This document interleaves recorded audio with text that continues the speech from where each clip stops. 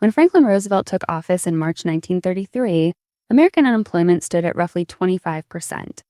The New Deal programs that followed, including the Works Progress Administration and the Public Works Administration, pushed billions of federal dollars into the economy each year.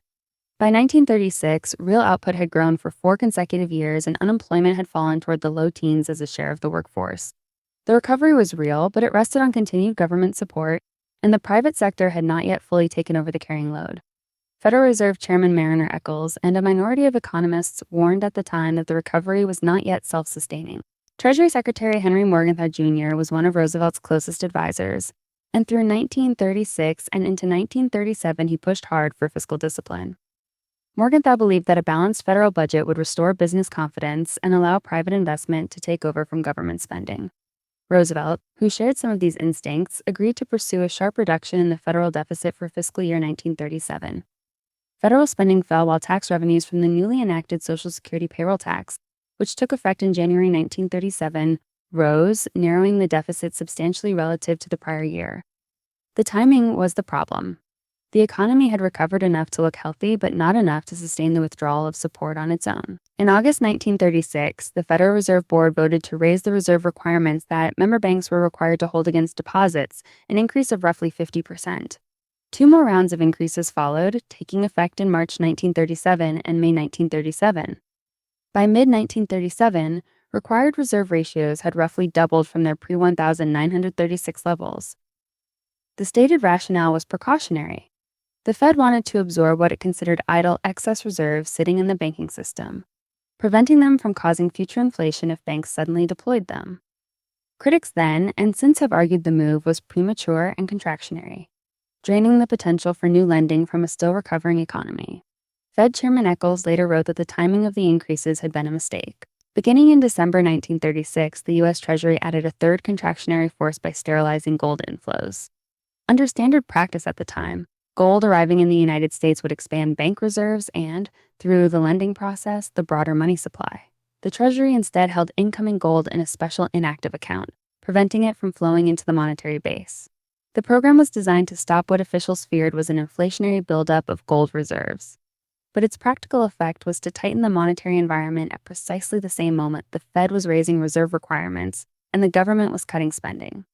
3 separate contractionary levers were being pushed in the same direction at once, and no single authority had a complete picture of what all 3 were doing in combination. The Dow Jones Industrial Average reached its post-Depression recovery high in late August 1937, having climbed for years from its Depression lows. What followed was a collapse that rivaled the early stages of the 1929 crash in speed. According to historical market data, the Dow fell approximately 49% from that August 1937 peak to its low in March 1938. Manufacturing output dropped sharply through the second half of 1937. Orders dried up, inventories piled up, and producers cut back production.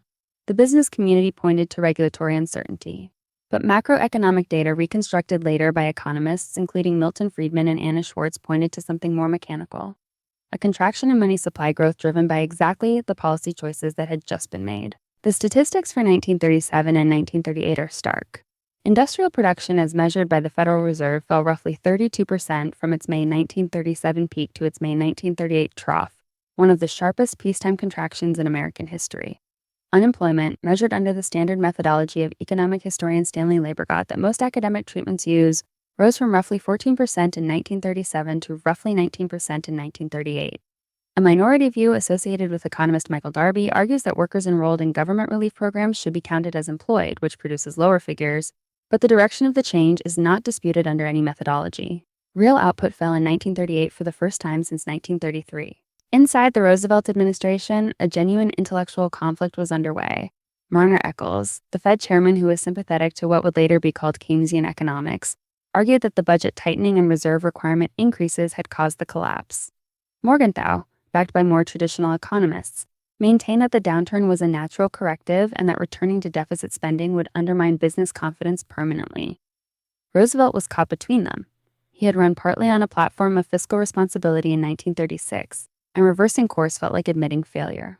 For months, he resisted calls to return to spending, even as unemployment climbed and industrial output contracted further. By April 1938, with unemployment still rising and output still falling, Roosevelt reversed course. In a message to Congress on April 14, 1938, he requested a package of emergency appropriations covering public works, direct relief, and lending authority. Congress approved several $billion in new federal outlays. Around the same time, the Treasury began unwinding its gold sterilization program, releasing the sequestered gold back into the monetary base and allowing it to expand the money supply once more. The reversal was not instant in its effects, but economic data showed that industrial production began to recover within months of the policy change. Industrial production recovered through the second half of 1938 and continued into 1939. Unemployment remained elevated by pre-depression standards, but fell from its 1938 peak. The broader economy stabilized. By 1940 and 1941, defense spending tied to the European War added a large new fiscal push that ultimately ended the Depression entirely.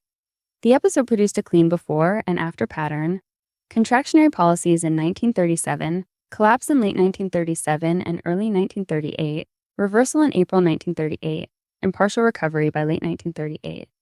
That symmetry made it, for many economists, one of the most legible natural experiments in macroeconomic history.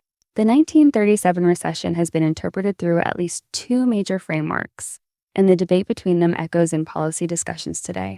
Milton Friedman and Anna Schwartz, in their landmark 1963 study of American monetary history, argued that the Federal Reserve's reserve requirement increases were the primary driver of the contraction, pointing to the sharp slowdown and reversal of money supply growth that followed. Keynesian economists emphasized the fiscal contraction instead, arguing that cutting the deficit in a still fragile recovery was the proximate cause of the collapse. A third interpretation, associated with scholars including Barry Eichengreen and others, stresses that all three forces, the spending cuts, the reserve requirement increases, and the gold sterilization, worked in combination and cannot be cleanly separated. Most academic treatments today acknowledge multiple contributing factors rather than isolating a single cause. The 1937 recession became a standard reference point in policy debates after the 2008 financial crisis. When European governments pursued fiscal austerity beginning around 2010, economists including Christina Romer, former chair of the Council of Economic Advisors, cited 1937 as evidence of the risks of withdrawing fiscal support too early from an economy that had not fully recovered. Similar arguments appeared in U.S. debates over the fiscal sequester in 2013. The underlying tension between the instinct to return fiscal and monetary policy to normalcy after a crisis and the risk of pulling support before a recovery is self-sustaining as the same tension that drove the choices of 1937. How much weight to assign each cause continues to depend partly on which framework of aggregate demand an economist finds most persuasive. The 1937 episode does not tell you what interest rates should be today or when governments should cut deficits. What it illustrates is a risk that appears repeatedly in economic history. Policies that look individually reasonable can combine to produce effects that none of their authors intended or fully anticipated. The Federal Reserve's reserve requirement increases were defensible as a precautionary move against future inflation. The Treasury's push toward a balanced budget was a coherent long-term goal. The gold sterilization was a response to genuine concerns about monetary base expansion. Each choice made sense in isolation, and none of the institutions involved had a complete view of what the other two were doing at the same time. For anyone watching economic policy, the story of 1937 is a reminder that coordination, context, and timing matter as much as the direction of any single lever. Nothing in this episode is a prediction or recommendation, and historical patterns do not guarantee future outcomes.